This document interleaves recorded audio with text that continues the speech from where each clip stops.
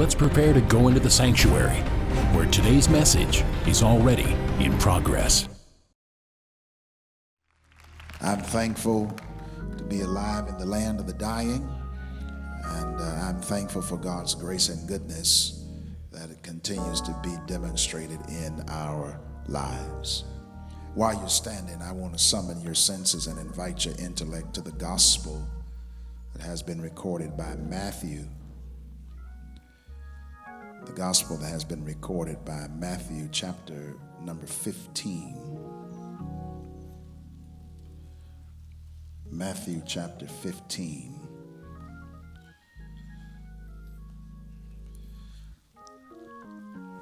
I want to begin reading at verse number 32. Matthew chapter 15, verse number 32. Your Bible should read, "Then Jesus called his disciples unto him and said, I have compassion on the multitude, because they continue with me now 3 days and have nothing to eat. And I will not send them away fasting, lest they faint in the way."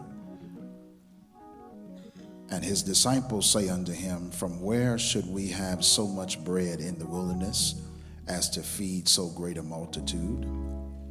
And Jesus says unto them, "How many loaves do you have?" And they said, 7, and a few little fishes. And he commanded the multitude to sit down on the ground. And he took the 7 loaves and the fishes, and gave thanks, and broke them, and gave to his disciples, and the disciples to the multitude. And they did all eat, and were filled. And they took up of the broken meat that was left 7 baskets full. And they that did eat were 4,000 men, beside women and children. And he sent away the multitude, and took ship, and came into the coast of Magdala. I want to tag this text, "The God of Leftovers." You may be seated in the Lord's church.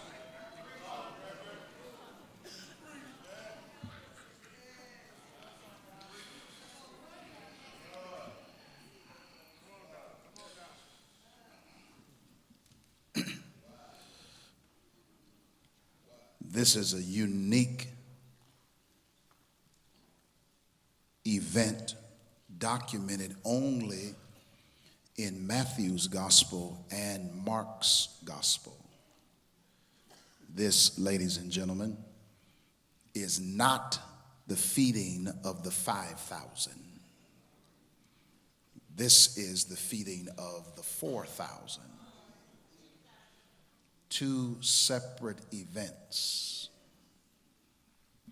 The feeding of the 5,000 was worked on one side of the Sea of Galilee. The feeding of the 4,000 was worked on the opposite side from which the 5,000 had been executed. The feeding of the 5,000 was taken care of with 2 fishes and 5 loaves of bread. The feeding of the 4,000 was handled with 7 loaves and a few fishes. The feeding of the 5,000 was predominantly given to a Jewish crowd. The feeding of the 4,000 was given to a Gentile crowd. The feeding of the 5,000 was supplied by a little boy. The feeding of the 4,000 was supplied by grown men. There is some difference. While the miracle looks the same, it's not the same. The feeding of the 5,000 happened in Matthew 14. feeding of the 4,000 happened in Matthew 15, which though it is in the next chapter by documented time, it is exactly 1 year in historical time. The feeding of the 5,000 happened 1 year in front of the feeding of the 4,000.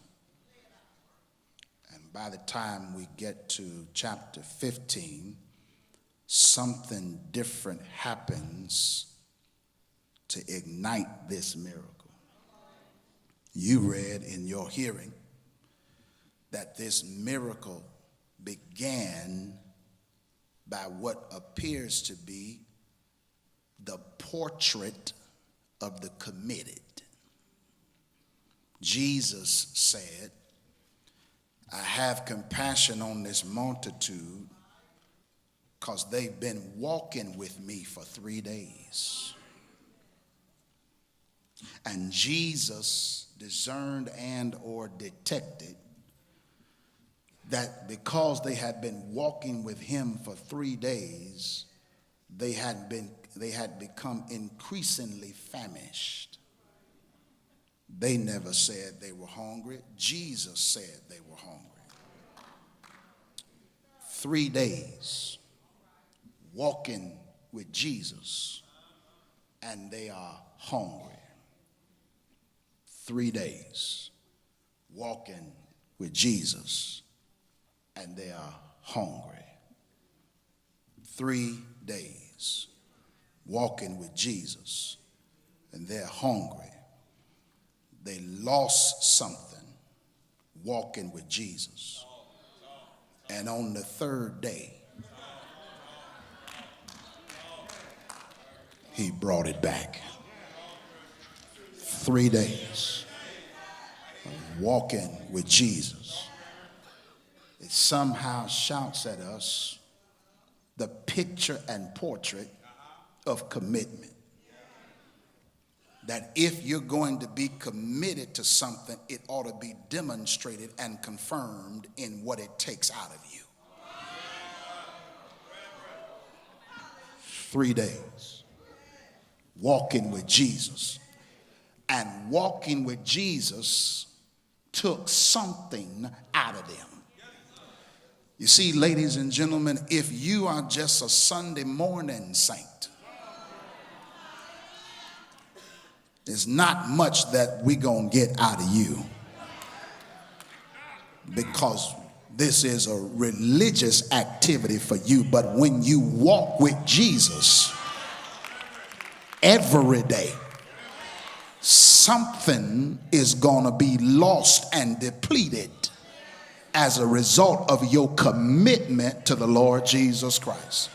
You all already know that whatever you show commitment to, it takes something out of you.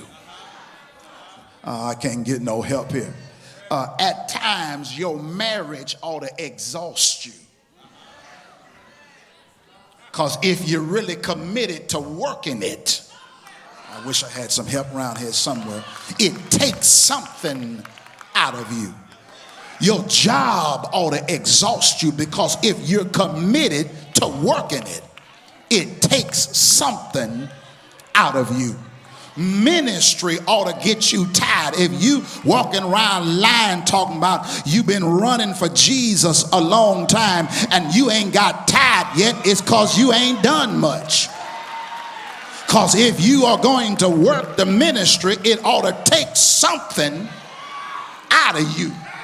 I wish I had somebody around here. Maybe you got time to complain and criticize because you're not committed to anything and got to sit back and watch everybody else work. But people who are committed to what God has assigned them to do, their sign of commitment is that it takes something. It takes something out of them. And here is the theological tension that shouts at us at the onset of this Easter speech. They were walking with Jesus and got hungry. You ain't feeling me, so sneak your head in here. They were walking with the bread of life and still got hungry. Now, I know you deep spiritual people don't want to accept this, but just because you live and walk for Jesus doesn't make you immune to life's real challenges. You can be saved, quoting scriptures, speak in tongues, roll on the floor, throw oil, and still be broke. You can be as spiritual as you think you need to be, and life will still hit you in the face. You can walk with the bread of life and still be hungry.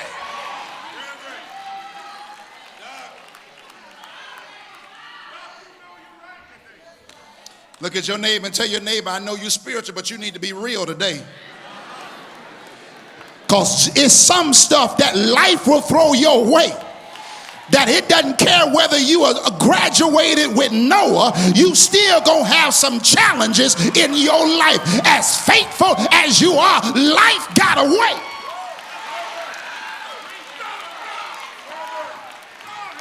That even when you walk with the bread, still get home.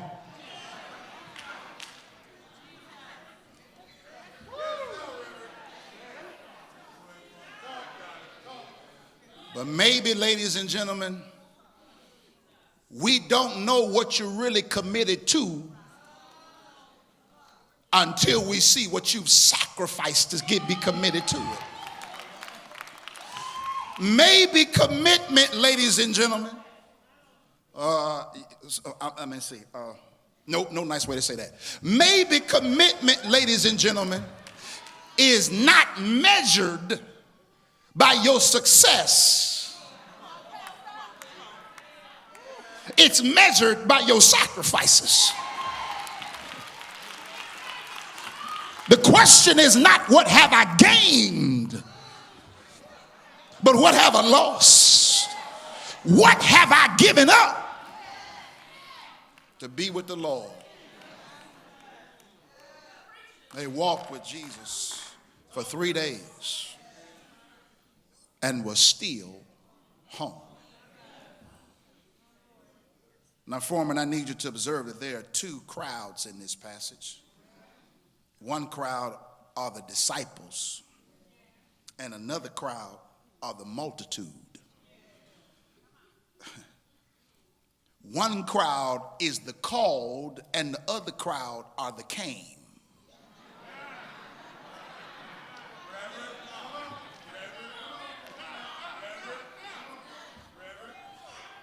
And in this text, Jesus wasn't concentrated on the call. He had a heart for who came. Because called people think they got privileges. I'll preach to myself since y'all acting funny around here. Folk that got titles and got called and got anointing and got appointment and got calls on the phone think they got privileges. And God says, I'm not concentrating on you. I'm going to talk to the people who are coming after me by choice and not because I called them.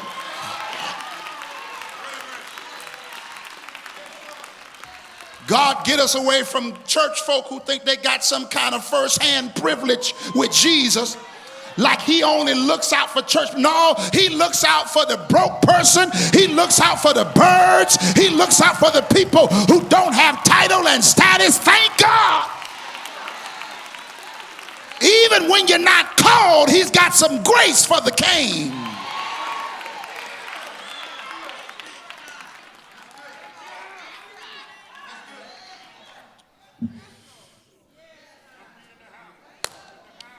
They walked with Jesus, the bread of life, and still got home. They're so committed, they didn't even acknowledge their own depletion. Jesus acknowledged it. Jesus acknowledged it. And here's where the story turns. Ben, I got my good shoes on today so I can stand on my own 2 feet. Here's where the story turns. They didn't get this miracle because they asked for it. They didn't get this miracle because they prayed for it. They didn't get this miracle because they begged for it. They got this miracle because the text says, Jesus said, I have compassion.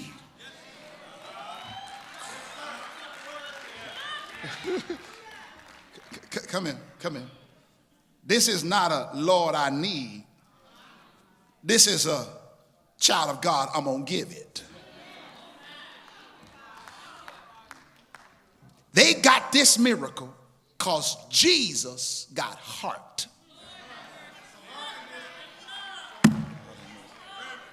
And ladies and gentlemen, here's what Jesus is teaching us. Lord, hold your boy right here because you might not come back to church after this. Our world and our country is messed up right now because you give a man power that ain't got heart.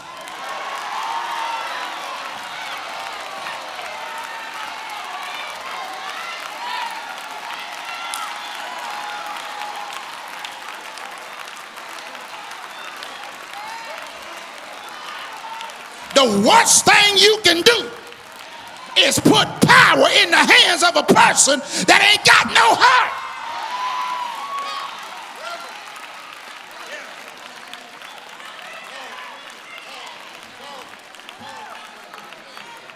The worst thing you can do is put power in the hands of a person who's got an identity complex, who's insecure in his own skin, and so busy trying to be over everybody that they don't know how to love anybody.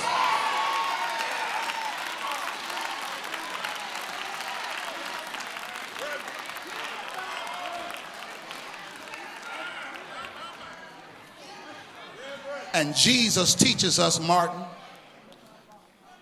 that power is best used when it's in the hands of somebody that's got heart.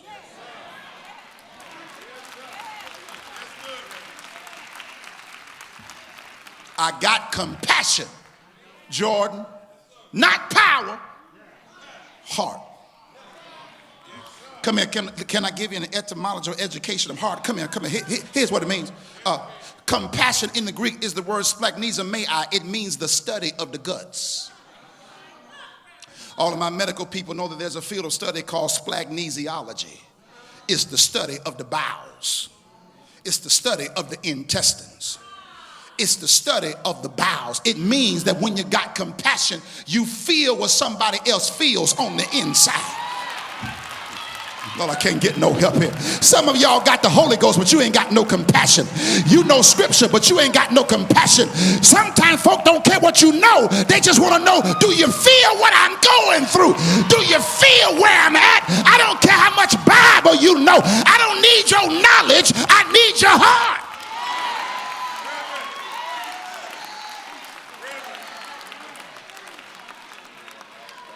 I feel you. Okay, so y'all ain't feeling me, so let me shout myself. Elder Jefferson, here's what he's saying.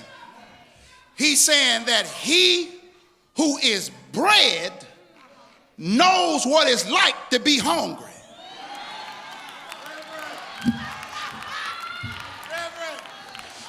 The one who is always full ain't too full to fill people who are empty. And if Jesus can fill people who are hungry when he's never hungry, who are you to act like you ain't never felt somebody when they going through their pain? Here's the theology of compassion, Elder Whitaker. It's simply as this. I feel you. That's all the theology of compassion is, Reigns. I feel you. Come here. So he teaches us what compassion looks like. Compassion is the ability to not be so high on who you are that you can't feel what somebody else is where they are. And if Jesus got compassion, he who is never empty can feel somebody who needs to be full. It means I feel their hurt and their hunger on the inside of me, though I am the bread of life. Watch this. And because I feel their hurt, in order to stop my hurt, I gotta stop their problem. See, that's what compassion ought to move you to do. You got to stop what your sister or brother is hurting in to stop your own hurting.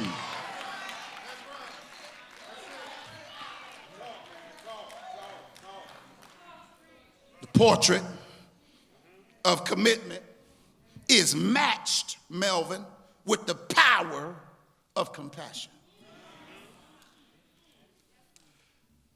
I want to suggest, this is just Morganology, don't look this up,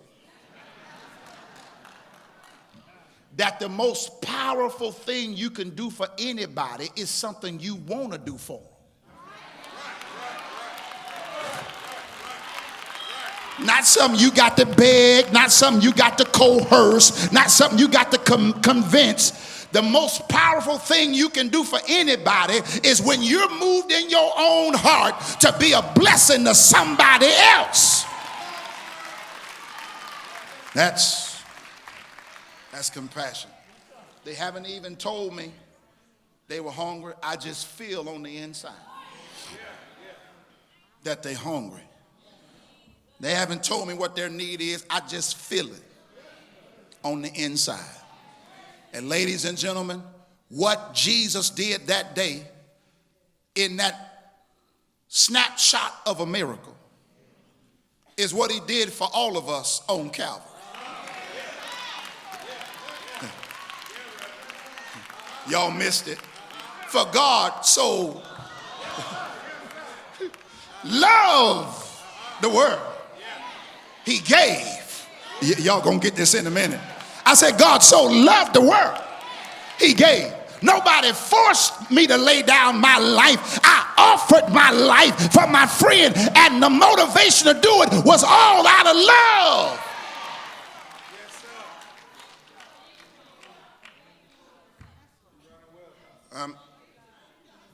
I'm glad y'all got the little front part of this little speech. Because strong, here's the tension of the text. I didn't make it up. Get the Bible. So y'all don't think I didn't make this up. Here it is. Jesus said, man, I need to do something about this. Because if I send them home fasting, they ain't going to make it home. They're going to fall out and ain't going to make it home. They have not eaten in 3 days, walking with me. Lord have mercy. And if I send them home, they're going to fall out. Which means if I send them home, it's going to look like following me ain't worth it.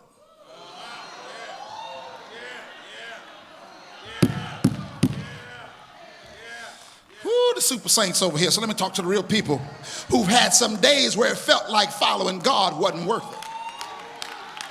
Yep, you fake too. Let me talk to some folk over here who testify. In all you've done for the Lord, some days it felt like following God wasn't worth it.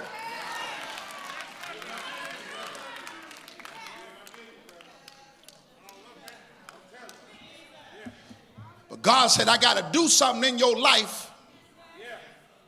Otherwise, you're going to kill my witness.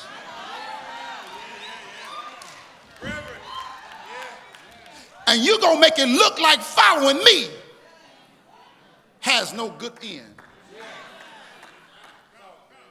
I got to do something. Because if they fall out, it may look like they never followed me. Because if they faint, they may not get back up. And my witness is killed. Got to do something.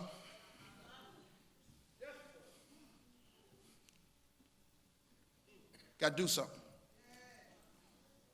What you got to do? Hey, fellas, we need to feed these people. The disciples say, Jesus, we're in the wilderness. Ain't no Publix out here.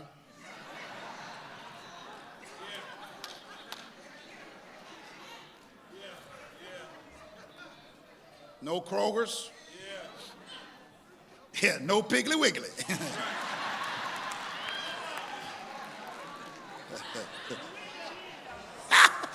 Y'all brand new saints, y'all know nothing about no Piggly Wiggly.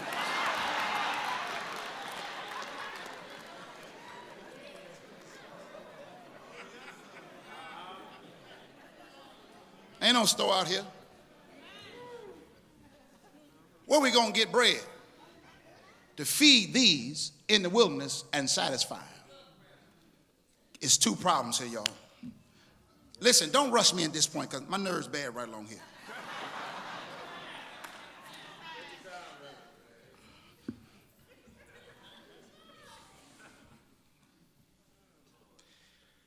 You jokers was there last year.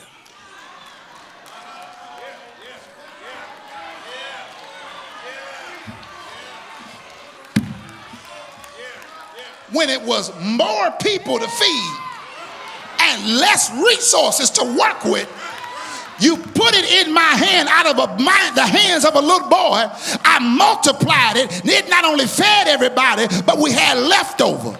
And here we are a year later in a similar situation with the same Jesus, with the same little resources, and you ask me where we gonna get bread?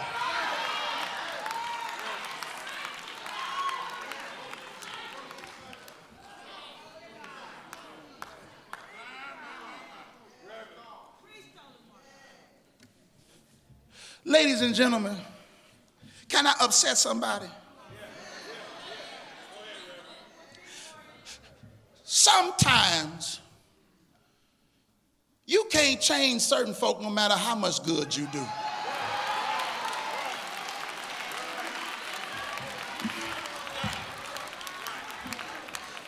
They're going to be just as ornery this year as they was the first time you did it. So even after you've done something great, they're still not changing. But here's where the text turns. This is why this story is different, Chapman, from the 5,000. Here it is. Jesus said, since y'all asked me a question, I'm going to ask you a question. Their question was, where are we going to get bread to feed all these people? Jesus said, how many loaves do you have? Slow. The disciples said, hey, Jesus, where are we going to get bread to feed these people? Jesus turned back around, Gloria Reed, and said, how many loaves do you have? Still slow.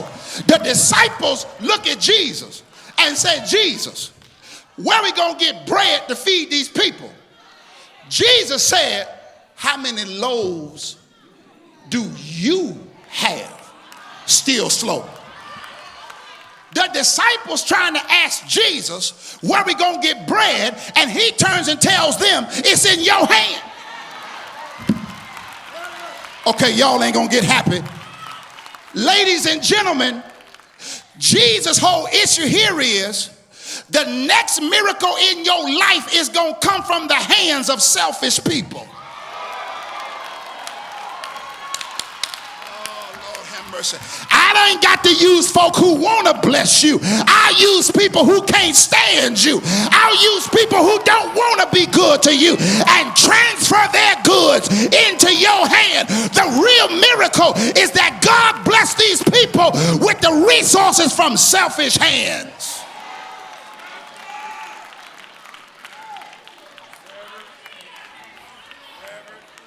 Hey, y'all don't know when it can happen, so I'll shout myself. If God got all power, he don't have to rely on willing people to do it. He'll use folk who don't want to do it to still get the job done.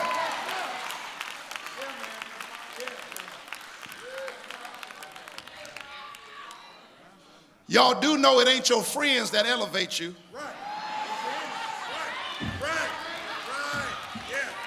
It's your enemies that elevate you. He said, I'll make your enemies your footstool. Whenever you step up on a footstool, it's going to lift you higher than where you really are. And that's why God won't take your enemies, because they're designed to push you higher.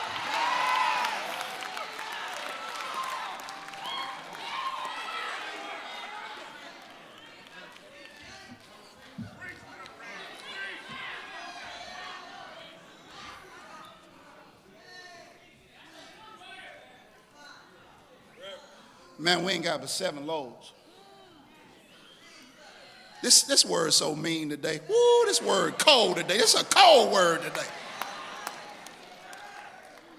Okay, for all you bougie people, that means it's a good word.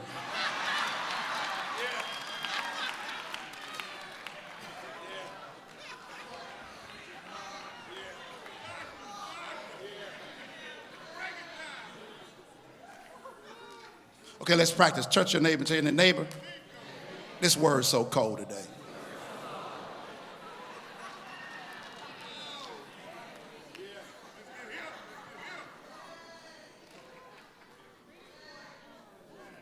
Come in. Jesus took what they didn't want to give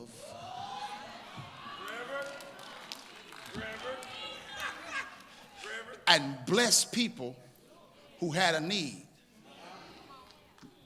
Now here's the argument that y'all got to catch. If they in the wilderness and the people don't got bread, hey, brother disciples, where y'all get bread from?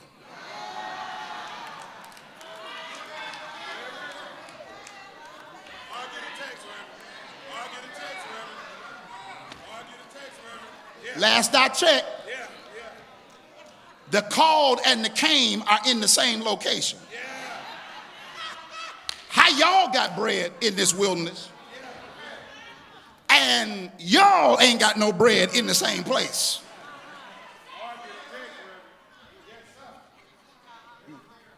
Lean in, child of God. This bread did not come from the last feeding, because it would have been a year old.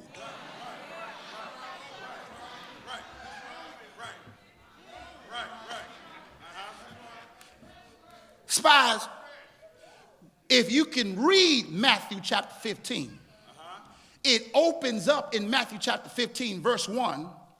The scribes and Pharisees are checking Jesus about why his disciples don't wash their hands when eating bread.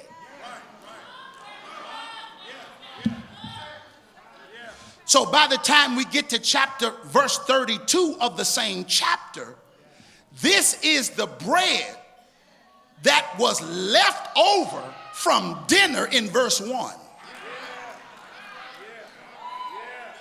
Okay. Jordan, what it means is God can take somebody else's leftover for somebody else's start over. Preach, Tolan Morgan. He can take what you don't want and use it to be a blessing for somebody else. He don't always need to do something new. He can use what's left over. Okay, all right, okay. Listen, I ain't mad at y'all. I'm like y'all too. I don't too much do leftovers. I like my food hot and fresh. And when I'm done with it, I'm done with it. I want to move on to the next hot and fresh meal. But my wife, ladies and gentlemen, is the leftover queen.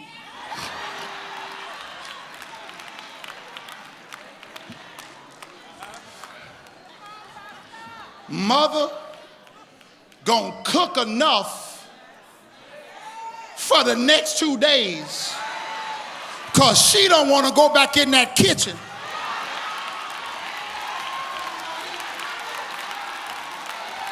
every day. I thought I had somebody say something. And the reason reigns why I don't appreciate leftovers, because I ain't the one preparing. Y'all so slow in here. But if I was the one that prepared them, I don't prepare enough for just today. I prepare enough for days to come. Ain't that like God in your life? He's never just the God of just enough. He's the God of more than enough, because he prepares a table. Yes, sir.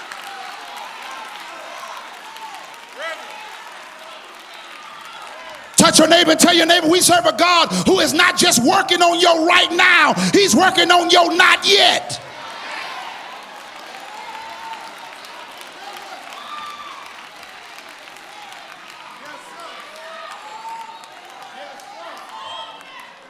Can I give you the theology of leftovers, Melvin? Leftovers is the stuff you prepare today for tomorrow. I said leftovers is preparing tomorrow today. I can't get no help here. And if you're a good cook, you know when you put in leftovers, the seasoning gets better. Touch somebody and tell them better is on the way. If you hang in there, weeping may endure for a night.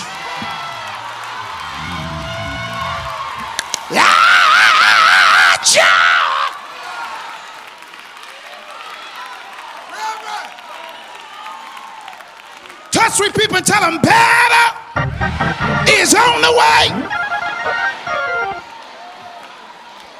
They didn't get happy. Tell them you got better coming.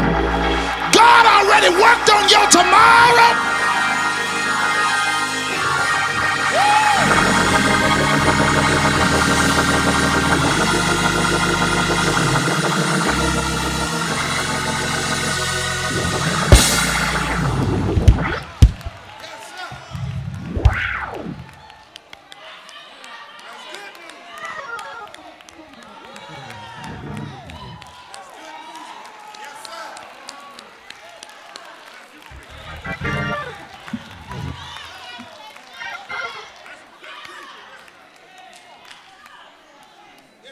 Hey, Karen Watson, this is the closing point. This is it.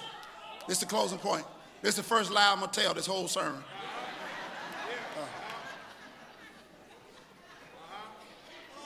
Karen, watch this. Man, when they put it in his hand, he did something interesting. He initiates the process to change. Come here. When the story started, we got a portrait of commitment and we got the power of compassion. But now we got the process to change. They gave it over to him. 7 loaves.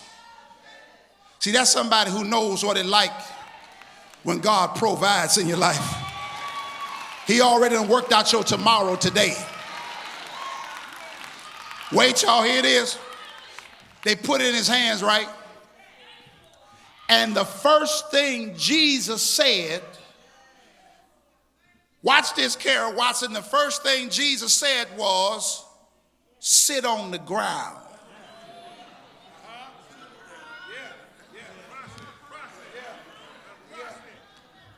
Okay, let me talk to you. In the feed of the 5,000, he told them to sit on the grass.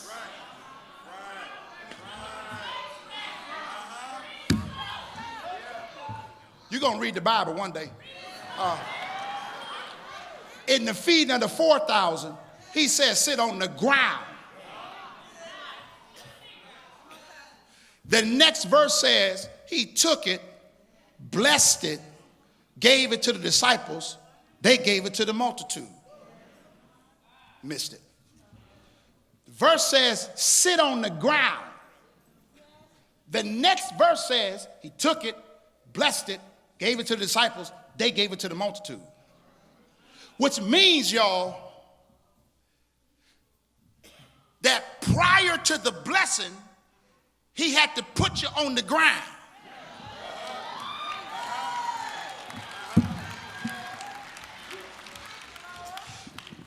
Still slow. Sometimes the prerequisite to the blessing is hitting rock bottom.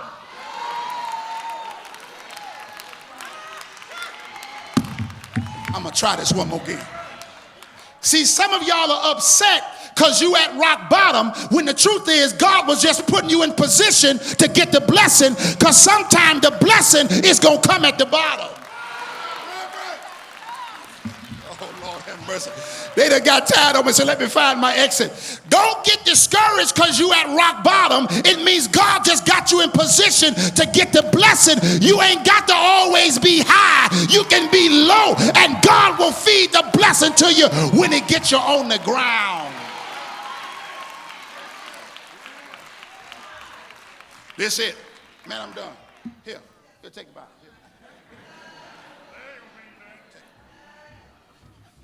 Hey, y'all, he took it, blessed it, broke it, and gave it to the disciple. I'll try to get this sermon right the next time. He took it, blessed it, broke it, and gave it to the disciples.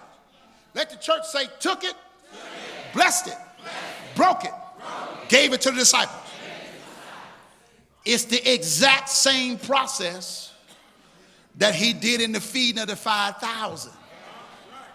He took 2 fish, 5 loaves of bread, thanked God for it, broke it, and it multiplied. He took 7 loaves and fishes, thanked God for it, broke it, and it multiplied. Do y'all know what that means? This is the last point of this sermon.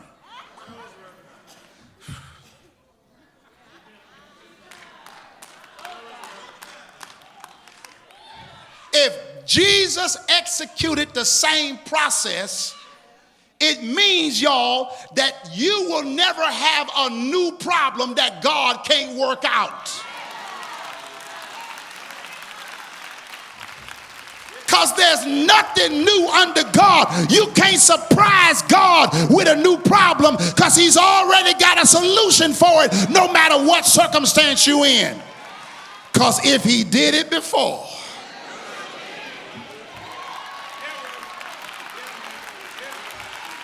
he'll do it again.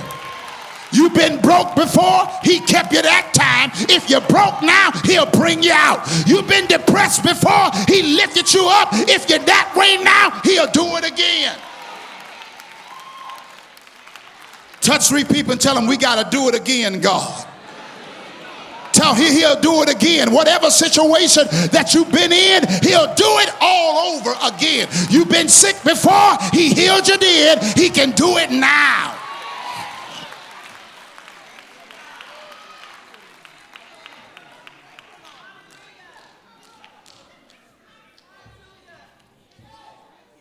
And what did Jesus do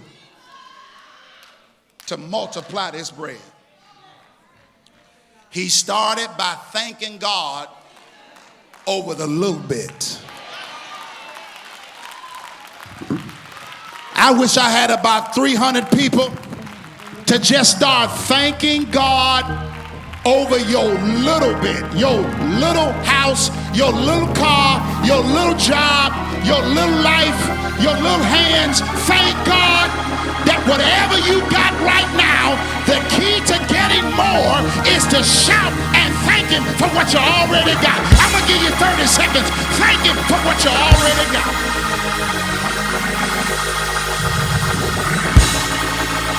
Come on, give him glory for what you already got.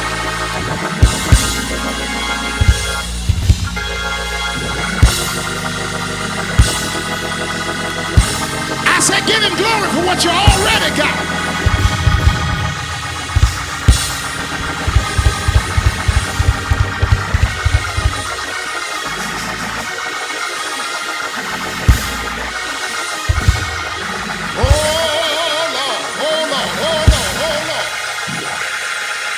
Somebody give him glory for what you already got.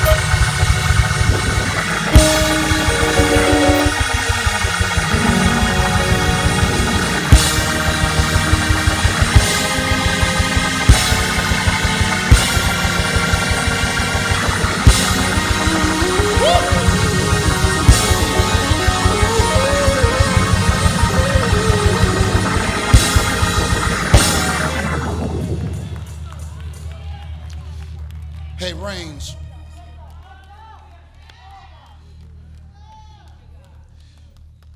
Man, it multiplied because Jesus appreciated it first. Text says he thanked the Lord. Ladies and gentlemen, if you think about it, anything you got will multiply once you start appreciating it.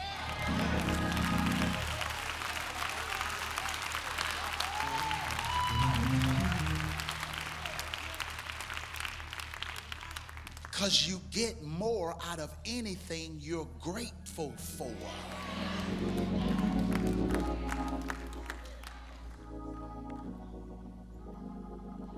You want more out of life? Start appreciating the life you got.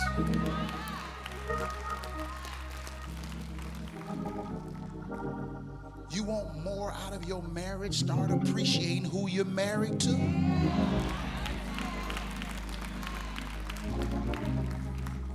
Those of you that are not married, if you're in a relationship, you start appreciating who you're with.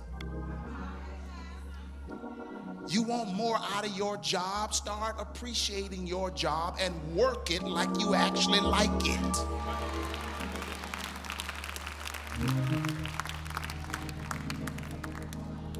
Because that which you appreciate has the propensity to multiply. Woo! My God, today. Thank you for watching. Fellowship Bible Baptist Church is located at 431 Dunbar Road in Warner Robins, Georgia. Join us for one or any of our worship experiences. For more information about our church, visit our website at fbbchome.org.